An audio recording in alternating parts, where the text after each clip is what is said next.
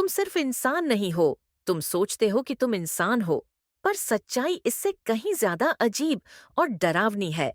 तुम्हारा शरीर पूरी तरह मानव नहीं है। तुम्हारे भीतर करोड़ों साल पुराने राक्षस सोए हुए हैं।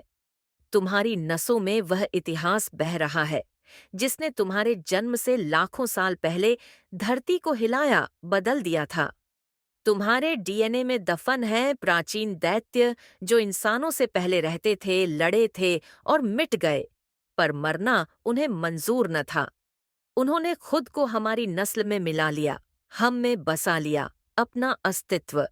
तुम्हारी जेनेटिक किताब का 8% हिस्सा वायरस है। हाँ, वही वायरस जिन्होंने तुम्हारे पूर्वजों को संक्रमित किया था। वही वायरस आज तुम्हारे दिमाग में, तुम्हारी कोशिकाओं के भीतर चुपचाप काम कर रहे हैं। एक चमत्कार सुनो, तुम्हारी माँ के गर्भ में तुम्हें सुरक्षित रखने वाली प्लेसेंटा भी एक वायरस ने ही संभव की थी। तुम्हारी रोग प्रतिरोधक शक्ति, तुम्हारा इम्यूनिटी सिस्टम, यह भी वायरस की देन है।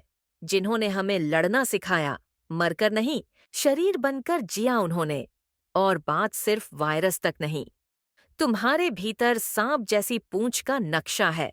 उन मछली जैसे जीवों की याद है जिनके गल फड़े थे। तुम्हारे नाखून, तुम्हारी हड्डियां, तुम्हारे जबड़े, सब लाखों साल पुराने जानवरों के दोबारा इस्तेमाल किए हुए हिस्से हैं।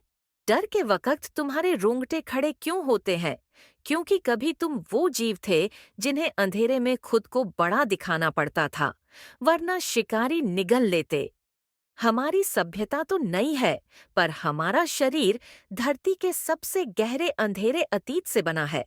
हम हैं एवोल्यूशन का फ्रैंकेनस्टाइन, हर उस जीव का मेल जो कभी इस धरती पर जिया। तुम एक जीवित संग्रहालय हो, धरती के राक्षसों की अंतिम कहानी। तुम इंसान कम और जीवित इतिहास ज्यादा हो। तुम, मैं, हम सब एवोल्यूशन के बचे हुए योद्धा हैं। सोचो, तुम कौन हो?